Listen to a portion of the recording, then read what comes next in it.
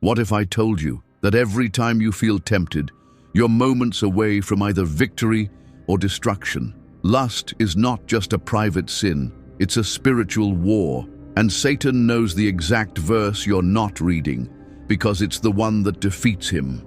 In the next few minutes, we'll expose 7 Bible verses that demolish the grip of lust and why churches rarely preach the last one. But be warned, the 7th verse, it may completely change how you pray forever.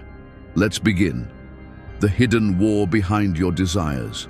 Every temptation starts in the mind, but it doesn't stay there. Lust infects your choices, weakens your spirit, and if left unchecked, it becomes a weapon the enemy uses against your destiny. But what if this war was already written about thousands of years ago? Verse number 1, 1 Corinthians 10:13.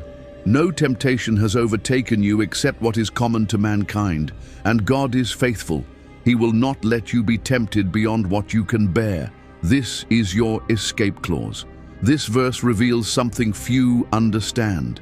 You're never alone in temptation. There's always a door out. The enemy wants you to believe you're too weak, but the word says you're stronger through Christ.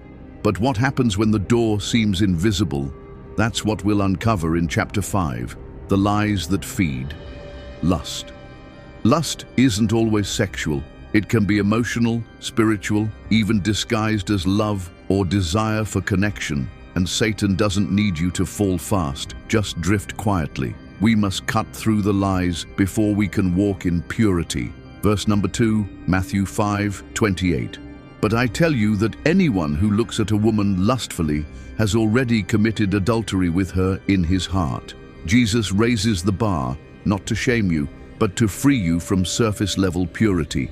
This verse exposes that purity is not just what you do, it's how you think, but how can you cleanse your thoughts? Wait until chapter 7. It holds the ancient method that even David used. When the escape door feels locked. Ever had a moment where you knew the right thing but did the opposite anyway? That's not weakness, that's spiritual warfare, and the key to winning that moment isn't trying harder, it's surrendering faster. Verse number 3, Galatians 5:16. So I say, walk by the Spirit, and you will not gratify the desires of the flesh. This verse isn't a command, it's a promise. The more you walk with the Spirit, the less space lust has to live in your heart. But how do you practically walk in the Spirit daily? That's the mystery we'll unlock in chapter 12, David's ancient strategy. When King David fell into lust with Bathsheba, his life spiraled. But after he fell, he didn't hide. He wrote. In the next chapter, we'll see his confession and the cleansing verse he begged God with. Verse number 4, Psalm 51, verse 10. Create in me a clean heart, O God, and renew a right spirit within me. This prayer isn't for forgiveness only. It's a weapon for rebuilding your soul. It teaches us to ask for transformation, not just relief. But what if your habits are too deep? In chapter 10, we'll reveal the stronghold breaker verse. Why lust returns, even after prayer. Ever wondered why you feel clean after prayer, but filthy again the next day? It's because you're winning battles but not destroying the strongholds. Let's expose the cycle of defeat. Verse number 5, 2 Corinthians 10:4-5. The weapons we fight with are not the weapons of the world. They have divine power to demolish strongholds. You can't kill lust with willpower. You need divine power to demolish it. That's where most people fail. But how do you access that divine power daily? That's the secret of chapter 13. The 3 entry points of lust. Lust enters through the eyes, through the ears, and through your time. You must guard the gates. But there's a spiritual practice that closes all 3. Fasting, the ignored power. Jesus didn't say if you fast, he said when. Fasting silences the flesh, it weakens the cravings and strengthens the spirit. But paired with the next verse, it becomes deadly against temptation. Verse number 6, Job 31:1. I made a covenant with my eyes not to look lustfully at a young woman. Job didn't just avoid sin, he made covenants. Have you made a covenant with your eyes?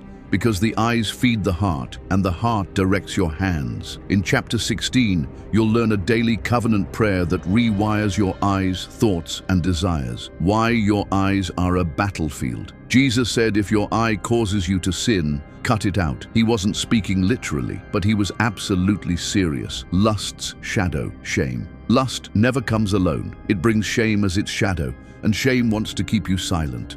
But there's one final verse that shatters shame completely. Stick around for chapter 30. The daily covenant prayer. Lord, I covenant today that my eyes will honor you. I give you access to interrupt me when I drift. Convict me quickly. Heal me daily. Say it daily. Say it out loud. Say it even when you fall. What triggers lust? It's not just images. Sometimes it's loneliness. Sometimes it's rejection. Lust is often a fake comfort to a real wound. The wound beneath the sin.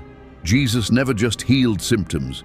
He asked, do you want to be healed? What's the wound behind your lust? Breaking the silence, lust grows best in silence, but confession, it exposes it. James 5:16 says, confess your sins, and you will be healed. Who are you talking to? The role of accountability. Every man or woman who overcame lust had someone watching their blind spots. Alone, you're prey. Together, you're protected. Purity is a journey, not a moment. You won't be perfect tomorrow, but you'll be freer if you fight today. Filters won't save you. God will apps are great, but filters won't save your soul. The word will. Replacing lust with love. Lust takes, love gives. Train your heart to see people as souls, not objects. The enemy fears your progress. Satan doesn't mind your fall. He fears your fight. Every time you resist, you become more dangerous. Lust can't survive in worship. Turn temptation into worship. Play worship songs when you feel tempted. Speak scripture out loud. It's impossible to lust while glorifying God. Clean desires come from a clean source. Stop asking for cleaner habits. Ask for a cleaner source. Don't trust yourself. Trust God. He who thinks he stands should take heed, lest he fall. 1 Corinthians 10:12. Never get cocky. Stay humble. Stay guarded. Lust dies in the light. Bring it into the light. Name it. Expose it. God will destroy it. Build new habits, not just avoid old ones. Don't just say no to sin. Say yes to calling. Yes to purpose. Yes to serving. Verse number 7, Romans 13:14. Clothe yourselves with the Lord Jesus Christ, and do not think about how to gratify the desires of the flesh. This is the final key. Don't manage sin. Don't fight it alone. Clothe yourself with Christ. When you're clothed in Christ, lust cannot enter. If this video helped you, don't keep it to yourself. Share this with someone who's silently fighting lust right now. You might save a life, a marriage, or a calling. Comment, I choose purity if you're ready to make a covenant with your eyes, and subscribe. Because in the next video, we'll uncover the one verse that demons flee from instantly. Stay strong, stay surrendered. God's not done with you yet.